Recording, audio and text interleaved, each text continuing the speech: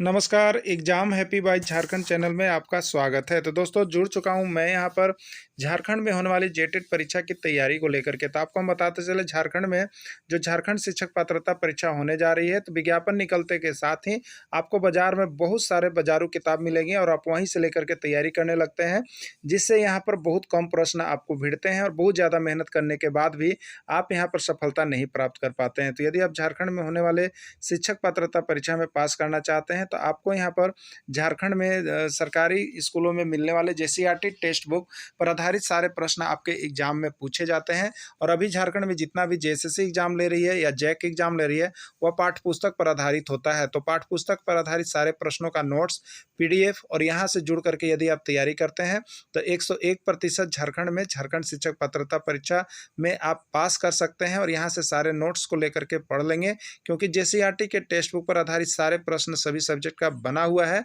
और साथ में यहाँ पर जो है आपको उसका ट्रिकी भी नोट्स दिया जा रहा है। तो यदि आप झारखंड में झारखंड शिक्षक पात्रता परीक्षा या झारखंड सहायक आचार्य परीक्षा किसी की भी तैयारी करना चाहते हैं, तो आप यहाँ पर जुड़े हुए जेसीईआरटी टेक्स्ट बुक के माध्यम से सारी तैयारी कर सकते हैं, सारे नोट्स ले सकते हैं। वो भी सिर्फ और सिर्फ एक पेपर की तैयारी 1000 रुपये में और दोनों पेपर की तैयारी 1500 रुपये में लाइफ टाइम के लिए करवाई जा रही है। तो क्लास शुरू हो गए हैं, आप सभी जुड़ करके अभी से ही तैयारी कर देंगे और यह एक बार की परीक्षा के लिए लाइफ टाइम आपकी फी होगी, दोबारा आपसे फी नहीं ली जाएगी। तो आपको जैसे ही वीडियो मिलता है, आप हमारा मोबाइल नंबर यहाँ पर देख रहे हैं, इस मोबाइल नंबर से संपर्क कर लेंगे और तैयारी के लिए जुड़ जाएंगे। तो चलिए चलते हैं महत्वपूर्ण प्रश्नों की ओर। कि झारखंड राज्य में किसी भी यहाँ पर महत्वपूर्ण परीक्षा की तैयारी कर रहे हैं, यानी आप जेटेट की तैयारी कर रहे हो, जेएसएससी की तैयारी कर रहे हैं या आकलन परीक्षा किसी की भी तैयारी कर रहे हैं, तो आपको बता देते हैं मैथ का यह सभी महत्वपूर्ण प्रश्न आपके एग्जाम में सभी आने वाले हैं, सभी छपने वाले हैं। अब अभी हम यहाँ पर चर्चा करेंगे कि यदि आप झारखंड में जेटेट की तैयारी कर रहे हैं या जेट की तैयारी कर रहे हैं, तो यहाँ से देखिए प्रश्न आपका 100% निकल के आपके परीक्षा में आएगा, जो कि जेसीईआरटी टेक्स्ट बुक से पूछा जा रहा है। तो हम इसी के कड़ी में आपके लिए जेसीईआरटी टेक्स्ट बुक या कह लीजिए एनसीईआरटी टेक्स्ट बुक के इंपॉर्टेंट प्रश्न जो अब तक परीक्षा में आपके पूछे गए हैं झारखंड राज्य में, उसी को लेकर के हम आपके बीच आए हुए हैं। तो आप इन सभी प्रश्नों को यहाँ पर कवर करना नहीं भूलिएगा, जरूर देख लीजिएगा। और यदि हमारे साथ जुड़ करके देखिए, जो तैयारी करने में लगे हुए हैं उन लोगों को तो यह पीडीएफ जाता ही है, साथ में उन लोगों को ऑफलाइन क्लास के जैसा भी यहाँ पूरा सलाह दिया जाता है और उसके साथ साथ सारी चीज़ें बताई भी जाती है। तो आप जुड़ करके भी यहाँ से तैयारी कर सकते हैं, किसी भी प्रकार का कोई समस्या आपको नहीं होगा। ठीक है, अब देखिए यहाँ पर प्रश्न आया हुआ है, यदि द्विघात समीकरण x square minus P X plus 4 बराबर 0 के मूल बराबर हो तो p का मान क्या होगा। बहुत इंपॉर्टेंट प्रश्न है और ये 2 बार अब तक पूछा गया प्रश्न है। ठीक है, चलिए देखते हैं। सबसे पहले आप इसके लिए द्विघात समीकरण का चैप्टर जो है पढ़ा दिया गया है, आप उसको देख लीजिएगा। अब यह जो है प्रैक्टिस सेट के अंतर्गत है कि आप कितना जल्दी बना पाते हैं।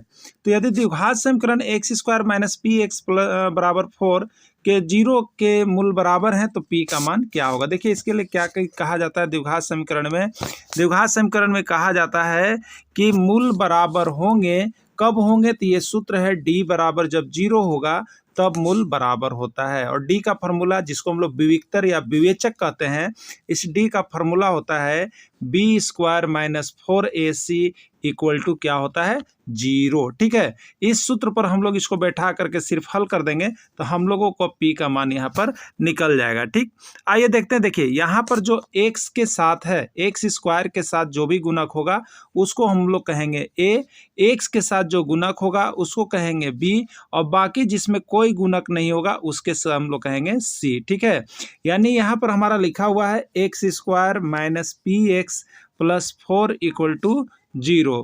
तो इसमें देखिए एक्स स्क्वायर के साथ गुना में कुछ नहीं रहता है तो 1 होता है, इसलिए a का मान इसमें क्या हो जाएगा 1। एक्स के साथ देखिए गुना में माइनस पी है तो b का मान देखिए हो जाएगा माइनस पी, और c बराबर क्या हो जाएगा, तो गुना में जो भी नहीं है, जो अचर राशि उसको लिख लीजिएगा, तो c बराबर क्या हो जाएगा 4। तो a का मान मेरा निकल गया है, b का मान निकल गया है, c का मान निकल गया। ठीक है, हमारा कहा क्या जा रहा था कि फॉर्मूला होता है b square minus 4ac equal to 0। b का मान देखिए कितना है, b का मान माइनस p है, तो माइनस p का स्क्वायर माइनस 4ac, तो 4 इंटू ए का मान कितना है, देखिए एक्स स्क्वायर के साथ जो भी रहेगा वो होता है a, तो कुछ नहीं है तो 1 है, 1 इंटू सी का मान कितना है 4 है। ठीक है, और बराबर हो गया 0। माइनस पी को जब भी हम स्क्वायर करेंगे, देखिए अगर ब्रैकेट में है और यहाँ ब्रैकेट में माइनस चिन्ह है और उसका अगर ये सम संख्या ऊपर होता है तो वो हमेशा प्लस होगा, और यहाँ अगर 3 आ जाए, 6 आ जाए, 9 आ जाए तो चिन्ह माइनस में निकलेगा। तो यहाँ पर सम संख्या है, इसलिए ये हो गया पी स्क्वायर माइनस 4 चौके कितना हो जाएगा 16 इक्वल टू कितना हो गया 0। अब इसको हम देखेंगे तो P square minus 16 equal to 0। अब 16 को हम लोग जब यहाँ पर देखिएगा बॉर्डर पार कराएंगे, बॉर्डर यानी बराबर के चिन्ह के उधर ले जाएंगे, तो माइनस जो चिन्ह होगा वो प्लस होगा और प्लस जो होगा वो माइनस होगा। तो पी स्क्वायर बराबर क्या हो जाएगा 0 + 16 हो जाएगा, और पी स्क्वायर बराबर अब क्या हो जाएगा, तो पी स्क्वायर बराबर 0 + 16 यानी 16 हो गया। और पी बराबर क्या हो जाएगा, तो जब स्क्वायर हटता है, स्क्वायर को बॉर्डर पार कराइएगा तो वो रूट बैठता है, तो पी बराबर क्या हो जाएगा √16। अब देखिए 16 को यहाँ पर क्या है वर्गमूल का ये साइन है, इसका वर्गमूल निकाल लीजिएगा 16 को। तो 16 को वर्गमूल निकालने के लिए हम लोग क्या करते हैं, इसका फैक्टर कर लीजिएगा। 2 से कितना बार में जाएगा 8 बार में, 2 से कितना बार में जाएगा 4 बार में, और 2 से कितना बार में जाएगा 2 बार में, ठीक है। यानी 2 कै को लिखाएगा 4 को लिखाएगा। तो पी स्क्वायर इक्वल टू आपके पास √16 था, इसी को सोल्व करेंगे तो 16 को हमने तोड़ा तो 2 × 2 × 2 × 2 हो गया, ठीक है। वर्गमूल में क्या होता है 2 को जोड़ा के लिए 1 जो है बाहर निकल जाता है, 1 2 बाहर निकल गया, फिर ये 2 को 2 के लिए 1 2 बाहर निकल गया, यानी 2 दूनी कितना हो गया 4 हो गया, यानी पी बराबर कितना हो जाएगा ±4 हो जाएगा। यानी इसका आंसर क्या हो जाएगा, तो +-4 देखिए किस में दिया हुआ है, तो +-4 बी में दिया हुआ है, यही इसका राइट आंसर हो जाएगा। चलिए देखिए जो हमारे साथ जुड़ करके तैयारी कर रहे हैं उनके लिए यह नोट्स और पीडीएफ सारा कुछ जो है यहाँ पर शेयर कर दिया जाता है, वो सभी जुड़ करके तैयारी करते हैं। तो यहाँ पर देखिए आपका नोट्स भी बना हुआ है सॉल्यूशन करके के, आप सभी देख लीजिएगा जो उसको नहीं समझ पाए होंगे, और जो नोट्स बनाना चाहते होंगे तो यहाँ पर देखिए मूल बराबर होते हैं, डी बराबर 0, डी का फॉर्मूला b² - 4ac होता है, इसलिए b² - 4ac बराबर 0, जो भी आपको बताया गया था। अब समीकरण से देखिए x² के साथ जो भी अंक रहेगा वो a होगा, तो यहाँ पर कुछ नहीं है तो 1 है, इसलिए a बराबर 1 होगा।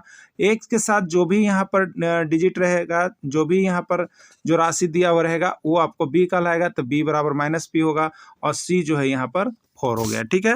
ये चीज़ दिया हुआ है, और देखिए b² - 4 यहाँ पर सोल्व भी किया हुआ है, तो आप सभी जुड़ करके तैयारी कीजिएगा, बहुत ही अच्छा रहेगा। और यहाँ पर देखिए परीक्षा बहुत नज़दीक है, चाहे आप झारखंड में किसी भी परीक्षा की तैयारी कर रहे हैं तो ये आप समझ लीजिए कि मैथ्स के अंतर्गत जो भी यहाँ पर 25 से 30 प्रश्न आते हैं वो 100% यहाँ से भिड़ेगा। तो मैथ के लिए भी यदि आपको चाहिए तो सारा नोट्स PDF यहाँ से मिल जाएगा, जिससे आप 100% स्कोर जरूर कर लीजिएगा, ठीक है।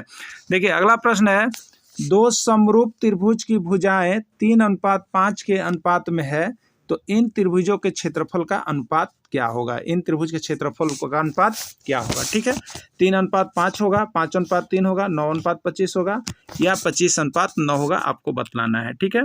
देखिए इसका फार्मूला याद रखिएगा, 2 समरूप त्रिभुज का जो क्षेत्रफल होता है क्या होता है, क्षेत्रफल जो होता है उनका भुजा का वर्ग होता है, उनके भुजा का जो अनुपात होता है उसका क्या होता है वर्ग होता है, ठीक है, एकदम याद रखिएगा। तो समरूप त्रिभुज का क्षेत्रफल निकालना है, आपको क्षेत्रफल निकालना है, जबकि भुजा दिया हुआ है, भुजा का वर्ग होता है, भुजा कितना दिया हुआ है 3:5, इसका आप क्या कर दिए स्क्वायर कर दिए, ठीक है। अब देखिए 3:5 का मतलब हम यहाँ पर कर लेंगे, ये स्क्वायर दोनों के लिए है, 3 के लिए भी है, तो 3 का कितना हो जाएगा 9, 3 का स्क्वायर कीजिएगा, यानी इसको हम निकाल सकते हैं क्षेत्रफल बराबर अब मेरा हो जाएगा 3 का स्क्वायर और बट्टा 5 का स्क्वायर। 3 का स्क्वायर का मतलब क्या हो गया 3 × 3, और 5 का स्क्वायर का मतलब क्या हो गया 5 × 5। अब 3 तिहाई कितना हो गया 9 हो गया, और 5 से 25 कितना हो गया 25 हो गया, यानी इसका आंसर कितना हो जाएगा 9:25 हो जाएगा, ठीक है। 9:25 किस में दिया हुआ है, तो सी में दिया हुआ है, सी यही इसका राइट आंसर है। बाकी नोट्स जो जिनको चाहिए यहाँ से ले लेंगे। देखिए नोट्स बना हुआ है, 2 समरूप त्रिभुज का क्षेत्रफल उनकी भुजाओं के वर्गों के अनुपात के बराबर होता है। समरूप त्रिभुज की भुजा का अनुपात दिया हुआ है 3:5, समरूप त्रिभुज का क्षेत्रफल हो जाएगा भुजाओं के अनुपात का वर्ग, वर्ग मैंने स्क्वायर 2 कर दिए, 3:5 का स्क्वायर या 3/5, 3 का स्क्वायर बटे 5 का स्क्वायर हो गया, 3 का स्क्वायर होता है 9 और 5 का स्क्वायर होता है 25। तो जरूर नोट्स यहाँ से PDF खरीद करके पढ़ लीजिएगा, सारा कुछ यहाँ से आपको मिलने वाला है, ठीक है। चलिए अगला है, 2 समरूप त्रिभुज का क्षेत्रफल 16:49 के अनुपात में है, तो उनकी भुजा का अनुपात क्या है ये आप बना करके दिखलाइएगा। ठीक है, तो चलिए इसको हम ऐसे बना देते हैं। समरूप त्रिभुज का अभी सूत्र हमने दिया था, उसी सूत्र पर आधारित है ये। समरूप त्रिभुज का क्षेत्रफल बराबर क्या होता है, अभी आप देखे थे, तो भुजा का जो स्क्वायर होता है, भुजा का जो अनुपात उसका वर्ग होता है। ठीक है, तो क्षेत्रफल बराबर भुजा का वर्ग होता है। अब हमको देखिए क्षेत्रफल दिया हुआ है, क्षेत्रफल दिया हुआ है तो भुजा निकालना है। तो बताइए भुजा बराबर क्या हो जाएगा, तो भुजा बराबर क्या हो जाएगा, तो इधर से जब स्क्वायर हटेगा तो इधर क्या बैठेगा, रूट बैठेगा, तो भुजा बराबर हो जाएगा अंडर रूट क्षेत्रफल। ठीक है, अब देखिए अंडर रूट क्षेत्रफल का मतलब क्षेत्रफल हमको दिया हुआ था, कितना क्षेत्रफल दिया हुआ, देखिए 16:49, तो 16/49 कर दिए। अब यहाँ पर 16 का भी वर्गमूल निकालिए और 49 का भी वर्गमूल निकालिए। तो देखिए इतना तो आपको देखिए कम्पिटेटिव एग्जाम में जा रहे थे, छोटा छोटा आपको याद करके रखना ही है कि जिससे आप जल्दी जल्दी कर सकें। लेकिन 16 का वर्गमूल निकालना है तो 16 को तोड़ दीजिएगा यहाँ पर, तो 2 से 8, 2 से 4 और 2 से 4, यानी 2 कई बार लिखाएगा, 4 बार लिखाएगा। तो 16 के लिए हम यहाँ पर लिख लेंगे 2 गुने 2 गुने 2 गुने 2 लिख लेंगे। और यहाँ पर 49 को जब तोड़ेंगे तो 49 को जब हम करते हैं तो 7 का पढ़ा जाएगा, 7 7 49, तो हो गया 7 गुने 7। अब ये 2 के लिए एक वर्ग, ये 2 के लिए एक संख्या हम बाहर निकालते हैं जिस पर अब वर्गमूल का साइन हट जाता है, तो 2 हो गया। अब फिर ये 2 के लिए एक निकालेंगे, इसमें भी हट गया, 2 गुने 2, और यहाँ पर 2 को 7 है उसके लिए एक साथ बाहर निकलेगा जिस पर वर्गमूल का साइन अब नहीं होगा। ठीक है, तो हमारे पास क्या बचा, 2 गुने 2 और बट्टा 7 बचा, 2 गुने 2 4 और बट्टा 7 कहिए, या इसी को हम लिख लेंगे 4:7। तो यहाँ 4:7 है किसमें, ए में है, तो इसका राइट आंसर ए हो जाएगा। तो देखिए यहाँ पर सारे इंपॉर्टेंट प्रश्न जो अभी तक एग्जाम में छपे हुए, झारखंड का जितनी भी परीक्षा हुआ है सब में ही आया हुआ प्रश्न को ही हम यहाँ पर रिकवर टेकअप करते हैं आपको, जिससे कि आप यहाँ पर देख लीजिए कि किस तरह का प्रश्न आपका आ रहा है। ठीक है, देखिए यहाँ पर बना हुआ है, जो नोट्स हमारे साथ PDF परचेज करते हैं उनके लिए जरूर PDF लेकर के यहाँ से पढ़ना नहीं भूलेंगे, सभी को जुड़ जाएंगे। जुड़ने का जो फी है वो आपको बता दिया गया है। समरूप त्रिभुज का क्षेत्रफल बराबर होता है भुजा के अनुपात का वर्ग होता है, वर्ग मतलब स्क्वायर, तो 16:4 बराबर भुजा के अनुपात का, देखिए यहाँ पर स्क्वायर है, और जब भुजा का अनुपात लिखिएगा तो स्क्वायर हटेगा तो इधर क्या बढ़ जाएगा, देखिए वर्गमूल बैठ गया है, और 16 का वर्गमूल 4 और 49 का वर्गमूल 7, यानी 4:7 होता है, यही इसका राइट आंसर हो गया। ठीक है, तो बना के देख लीजिएगा, जिनको दिक्कत हो उसके बाद हमारे पास कॉल करके ऑफलाइन क्लास के जैसा जरूर एक बार पूछ लीजिएगा, पेन कॉपी लेकर बैठिएगा, आपको हमारे टीम की तरफ से ये सारी सुविधाएं इस पर दी गई है। जुड़ने का चार्ज जो है उसी के आधार पर। अगला है √4 एक संख्या है, √4 जो है वो किस प्रकार की संख्या है आपको बताना है, परिमेय है, अपरिमेय है, पूर्णांक है या कोई नहीं। ठीक है, तो देखिए यहाँ पर जो संख्या आपको बताना है तो ये किस में दिया हुआ, वर्गमूल में दिया हुआ। ठीक है, वर्गमूल में दिया हुआ है तो इसको सबसे पहले देखिए कि संख्या से वर्गमूल चिन्ह हटेगा या नहीं हटेगा। यदि वर्गमूल चिन्ह हट जाता है तो वो परिमेय संख्या होगा, और वर्गमूल चिन्ह नहीं हटेगा तो ये अपरिमेय संख्या होगा। ठीक है, हमको इस चीज़ का ध्यान रखना है। अब रही बात कि ये परिमेय में जाएगा अपरिमेय में, तो √4 की बात करेंगे तो 4 का वर्गमूल मेरा निकलेगा, 4 को हम जब तोड़ेंगे तो 2 दूनी 4 हो गया, यानी √4 को हम लिख सकते हैं 2 × 2, और वर्गमूल में कहा जाता है कि 2 को एक ही अंक हो तो उससे क्या होता है, वर्गमूल साइन हट जाता है, तो वैसे वर्गमूल साइन हट गया, यहाँ बच गया 2, तो ये कितना आ गया, 2 आ गया। अब इस पर वर्गमूल साइन हट गया है, इसलिए ये कौन सी संख्या होगा, परिमेय संख्या होगा। तो एक बात आप याद रखिएगा कि अगर रूट में आपको दिया हुआ है, √16 दिया हुआ है, √25 दिया हुआ है, तो आप इसको पहले प्रयास कीजिए कि ये वर्गमूल निकल पा रहा है कि नहीं निकल पा रहा है। आप वर्गमूल निकालेंगे, यदि वर्गमूल निकल जाता है तो आप उसको परिमेय संख्या में डाल लीजिएगा, और वर्गमूल नहीं निकलेगा तो आप उसको अपरिमेय संख्या में डाल दीजिएगा। ठीक है, तो ये प्रश्न भी आपके एग्जाम पूछे गए थे, इसका राइट आंसर ए होगा। नेक्स्ट प्रश्न देखते हैं। देखिए यहाँ पर नोट्स वाले जो हमारे साथ जुड़ करके PDF परचेज करते हैं उनका पूरा चीज़ यहाँ पर कंप्लीट किया हुआ है, आप सभी PDF से समझ लीजिएगा। इसके बाद भी दिक्कत हो तो कॉल लगाएंगे जरूर। अगला है 2 + √3 एक संख्या है, 2 + √3 एक किस प्रकार की संख्या आपको बताना है, एग्जाम JSSC में कंडक्ट किया हुआ है। ठीक है, परिमेय संख्या है, अपरिमेय संख्या है, पूर्णांक है या कोई नहीं। ठीक है, तो देखिए अब यहाँ पर चाहे किसी भी प्रकार की संख्या पूछे तो हमें जो संख्या रूट में नहीं है उसको नहीं कैलकुलेट करना है, जो संख्या रूट में है केवल उसको देखना है। तो रूट में हमारे पास √3 है। अब ये √3 किसी के साथ जोड़ में रहे, घटाव में रहे, गुना में रहे, भाग में रहे, किसी में रहे, तो हमको जो संख्या रूट में नहीं है उसको ध्यान नहीं देना है, जो रूट में है उसको देखना है कि रूट से हम हटा पाते हैं कि नहीं, रूट से वह संख्या हटती है कि नहीं। अगर हट जाती है तो परिमेय में डाल दीजिएगा, नहीं हटेगी तो अपरिमेय में जाएगा। तो √3 को जब हम सोल्व करेंगे तो इसका वर्गमूल नहीं निकलेगा, यह रूट में ही रहेगा, इसलिए यह संख्या √3 किसी के साथ चाहे जोड़ में रहे, किसी के साथ चाहे गुना में रहे, किसी के साथ चाहे भाग में रहे, वो अपरिमेय संख्या में जाएगी, इसलिए इसका राइट आंसर बी हो जाएगा, अपरिमेय संख्या हो जाएगा। ठीक है, चलिए अगला है निम्न में से किस द्विघात बहुपद के शून्यकों का योगफल -2 और गुणनफल जो है -4 है।